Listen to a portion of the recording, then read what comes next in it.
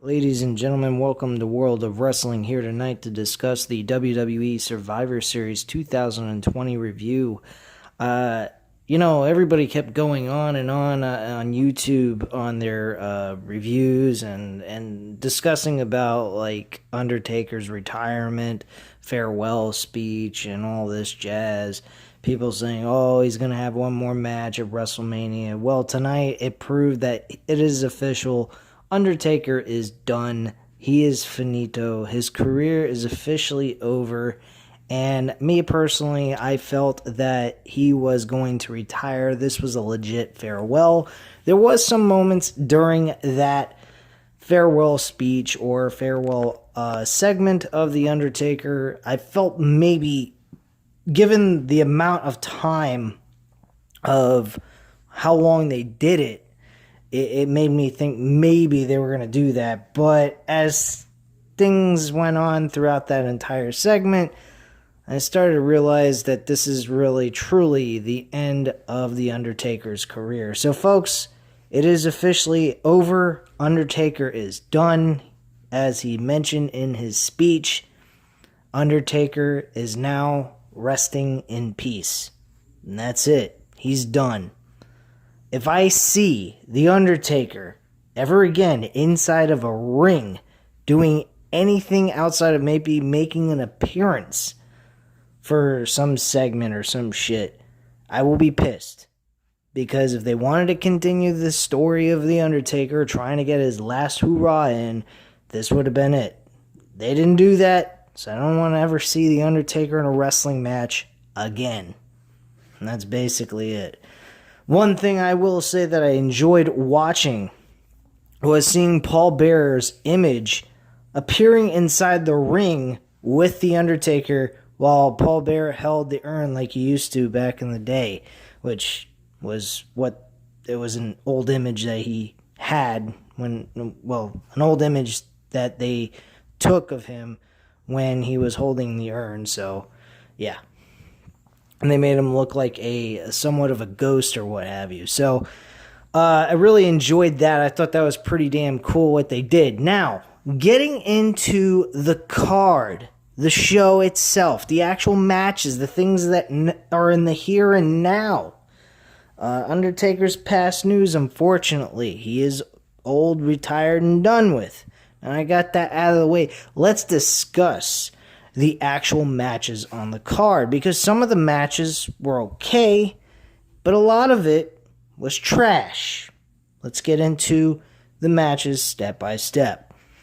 First match was the men's traditional Survivor Series match between Raw and SmackDown, and Raw managed to sweep the entire SmackDown team. I don't understand this whatsoever. One of which, Seth Rollins sacrificing himself and getting bro kicked in the face and getting pinned 1, 2, 3 by Sheamus. That was the craziest thing I ever seen. Secondly, another thing I will mention, I noticed that there was some people wearing Raw and SmackDown t-shirts while others weren't. I wonder if any of them are going to suffer a consequence or possibly get buried on next week's episodes of Raw and SmackDown. Definitely know for a fact Seth Rollins is done. He ain't doing nothing for a while, so we shouldn't hear from him for quite some time, maybe until the Royal Rumble pay-per-view. So we should see him back, maybe as a guest star in the pay-per-view match itself. That's more than likely what I'm assuming when he's going to come back. And yeah, like I said, the entire SmackDown team got their asses kicked by Raw, while Raw, building up towards this pay-per-view, was having nothing but problems and having issues getting along. On top of that, they were having issues getting along in the middle of the match, which is pretty fucking weird in itself, and they still managed to sweep the entire SmackDown team. A lot of logic. They lost to the Retribution. The last episode going into this pay-per-view, which even makes it worse for SmackDown as a team and as a whole. So that made no fucking sense. But yeah, as I mentioned before, Raw swept SmackDown. 5-0. Everyone survived on Raw while SmackDown lost everybody. So yeah, there you go. That match I'm giving a 1.5 out of 5 stars. Simply because of the illogical booking going towards this pay-per-view, plus also SmackDown getting swept. That was fucking ridiculous. What a fucking waste. Next match on the card was the Tag Team Champion versus Champion. Raw's Tag Team Champions versus SmackDown Tag Team Champions. The Street Profits versus the New Day of Kofi Kingston and Xavier Woods, with Big E making the entrance with them during their match, but wasn't actually there throughout the rest of the match when the match actually officially started. They were wearing Gears of War gear going towards the ring, and then they advertised the Gears of War 5 content for the New Day with Big E, Xavier Woods, and Kofi Kingston. What the fuck? I have Gears of War 5. I would never download that fucking content. That is just fucking retarded. New Day does not belong anywhere near fucking Gears of War. I mean, Batista, maybe, because, I mean, if they were to make a movie about it, I would definitely put Batista as Marcus Phoenix, in that role in an actual movie. But the rest of those guys, the New Day, get the fuck out of here. That's trash. I'm sorry, that's fucking trash. But this match wasn't trash. This match between the Street Profits and New Day was fantastic. Very fun to watch. These guys worked very well together. This match is a 4 out of 5 stars, easy with no problem. The match was fun from the beginning of the bell to the end. So, kudos to both of these guys. They probably were the best match on the card, but there are some other matches on this card. There was 2 other matches that were just as good as this one. So this was very good tag team wrestling, which we don't see much of that on WWE television at all. So kudos to them for that match. The next thing after that was the mid-card titles with the Intercontinental Champion Sami Zayn versus Bobby Lashley, the U.S. Champion. And this match was a joke. It was... Look, Sami Zayn was in a complete disadvantage, number one. Number two, in size and in weight. And number two, he was up against a couple other guys on the fucking... the Hurt Business. I mean, it was ridiculous.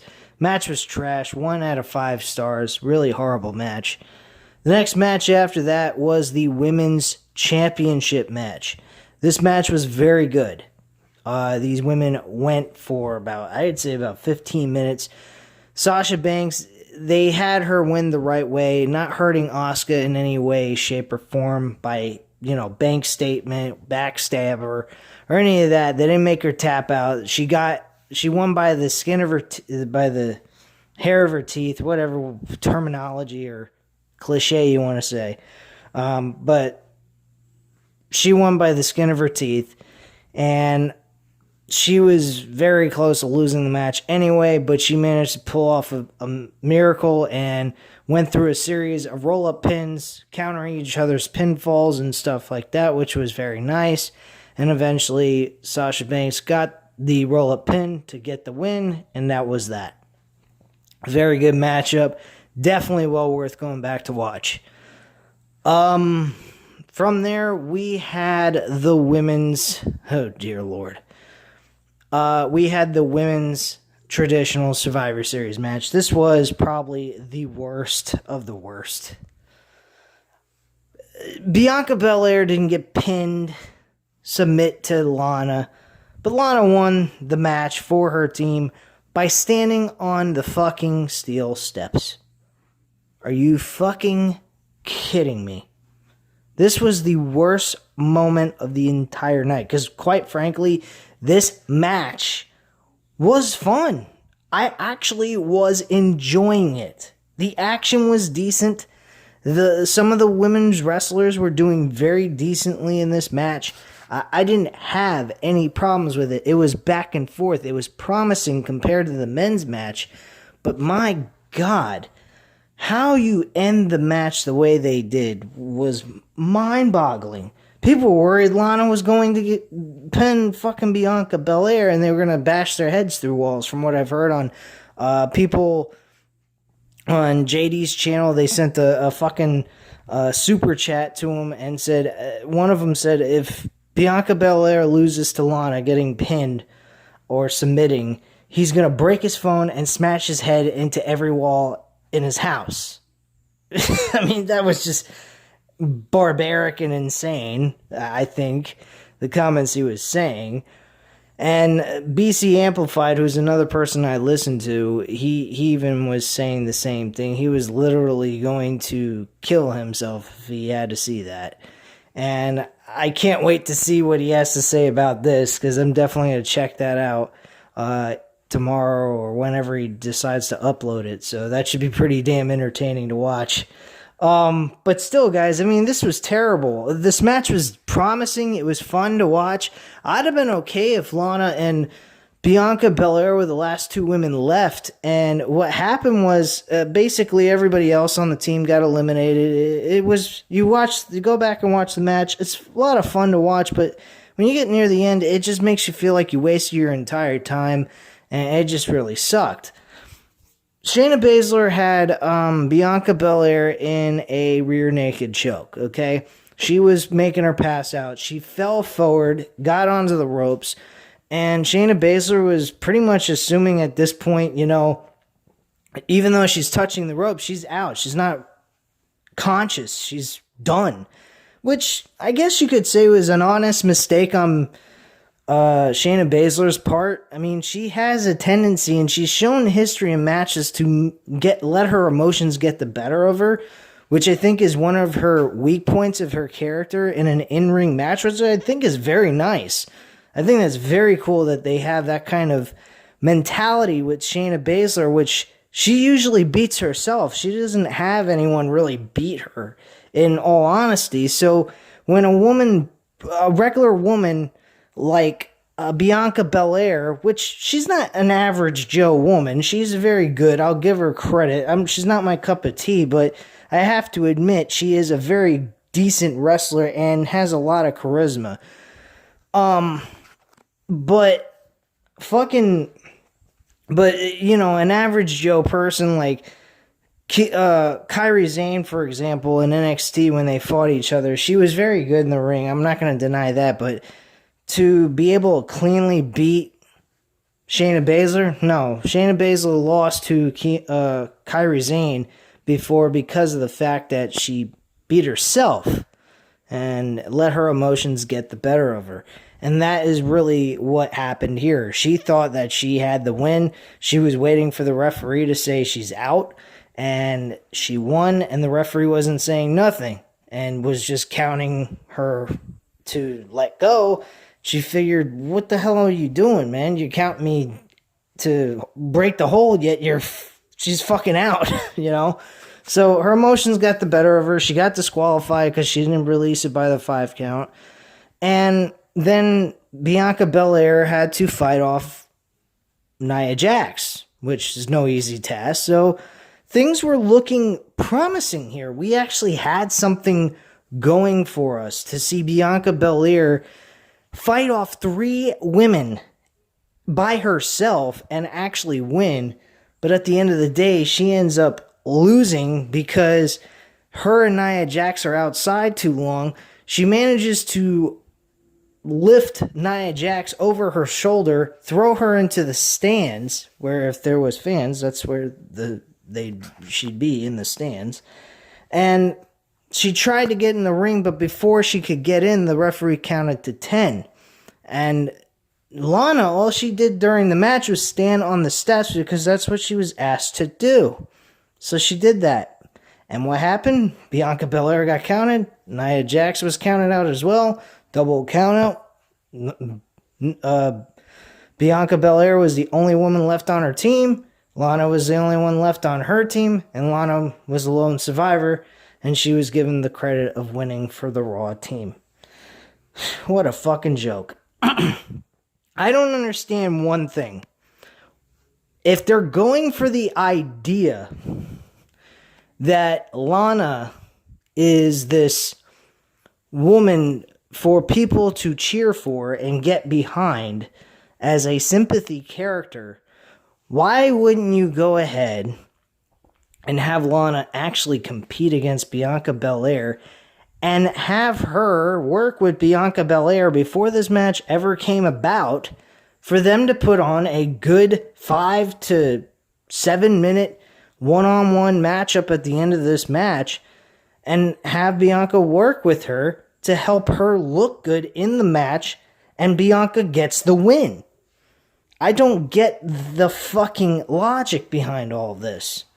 This was stupid, and I didn't particularly appreciate it. I thought it was very lazy. I thought it was a lame way of giving Lana the win instead of having her lose to Bianca Belair and have Belair actually get 3 wins in a row by herself, which would have granted her an opportunity down the line and build her character up into a woman who would actually compete for the SmackDown Women's Championship at WrestleMania. I mean, at this point, Bianca Belair is the woman that needs to win the Royal Rumble for the women's division and face Sasha Banks at WrestleMania.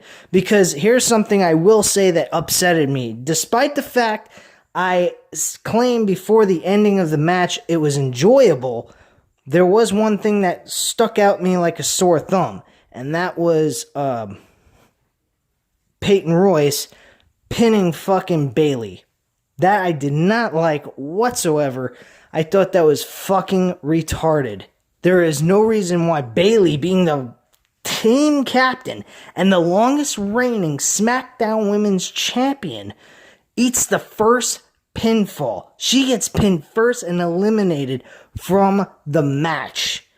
How the fuck can you do that? Leaving Bianca Belair to only team with Ruby Riott and Liv Morgan at the end of this thing, with them being the last 3 survivors on their team. That is fucking horrendous. Did not like that at all. I thought that idea was bullshit. Bayley should have been with Bianca Belair at the end. Bianca Belair, Bayley should have lost to maybe Shayna Baszler or something. In that kind of sense, that would have made more sense to me than anything else. I'm sorry. Just trash in my opinion. But hey, what are you going to do? It's WWE. You either deal with it or you don't deal with it. It don't matter to them because apparently they don't give a flying fuck what we think and what we like. So hey, they're not interested or in the business to please others. They're interested in just collecting money from people, which they're not doing a whole lot of anything. They're just getting their money from other sources. So there you go. Anyway, that was that match. That match, I ain't giving a jack shit. That's not even a 1. That's like a fucking half a star. By the way, I don't know if I mentioned this. Oh yeah, I did. I said that the Sasha Banks and Asuka, I'm giving that match a 4.5 out of 5 stars. Very decent match overall. Had a lot of fun watching that. So, like I said, the tag team match was very entertaining to watch. Good tag team wrestling. The main event, technically, was Roman Reigns and Drew McIntyre. This was awesome. This was a big-time improvement compared to the WrestleMania 35 match. This was not boring so much. The beginning was, they were very slow, not doing a whole lot of anything. I guess they're filling each other out in the beginning of the match. And it eventually led to some hard-hitting and back-and-forth action, which eventually led to Drew McIntyre just passing out in a guillotine by Roman Reigns. I absolutely love it. Also, we saw Roman Reigns applying other submission holds on Drew McIntyre. We weren't seeing the same fucking thing over and over again by Roman Reigns. I'm very impressed on how they've improved his moveset. If he's not good at doing acrobatical stuff, which of course he's not, he's more of a in-ring base type of guy, on the mat type of dude, doing powerhouse moves and shit like that. Best way to slow down the match to give Roman Reigns an advantage, and then leading into the momentum going into the face character that he's facing, is doing submission holds like what they did in the middle of this match. I thought that was fantastic. The idea that Roman Reigns could not put him away with the same old fucking move with the spear. He couldn't do it. He did it twice in that match and could not put him away. Drew McIntyre looked fucking great in this matchup. He was impressive, and he took a beating, and he kept going and moving forward. That is awesome. They did a fantastic job with him. Roman Reigns, they did a great job with him. Jey Uso, he got involved in the match, and he tried to help Roman Reigns out to win, despite the fact that he lost to a team that was absolute trash. And he tried to make amends for losing his match with the SmackDown team. So that brought them back together. Roman Reigns basically, I guess, forgave him for the loss that he received in the beginning of the show. So there you go. Bottom line, that was an awesome match, well put together type of thing. At first I was getting bored of it, but as time moved forward, they started making it more fast-paced. They were hard-hitting. They were roughing each other up, and that is what I was enjoying about this match. These guys did an awesome job. Great main event. Definitely a main event that I would have been okay with for like WrestleMania or something. So yeah, I mean, if you had Drew McIntyre win WrestleMania and had him face Roman Reigns for the Universal Championship, that would have been a main event for WrestleMania that I'd have been okay with. I really enjoyed this match. So that's really all I got to say at this time, guys.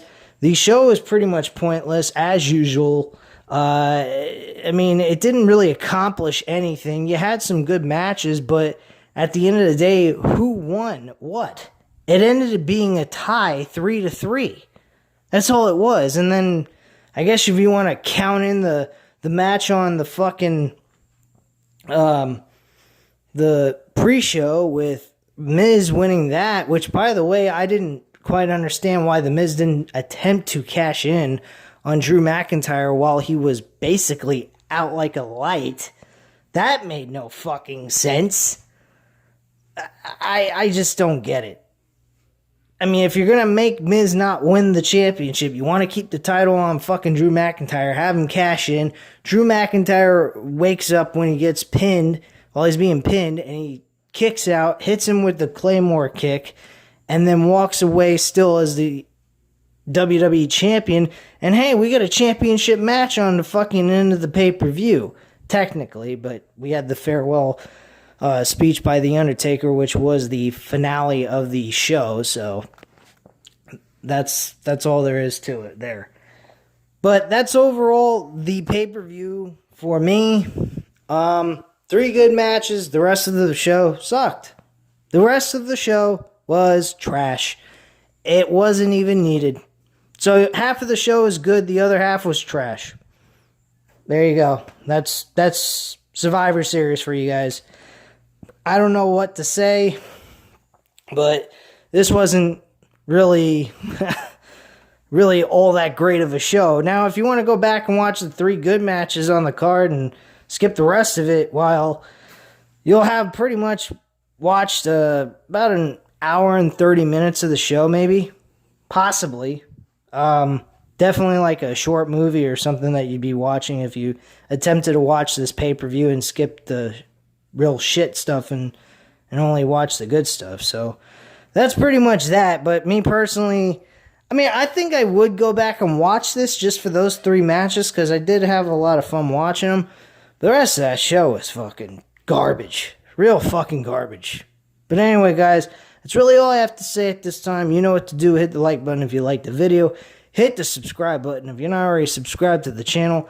And leave a comment down below, and I'll definitely get back to you on that. And I thank you very much for watching, and have a great night, guys. Bye.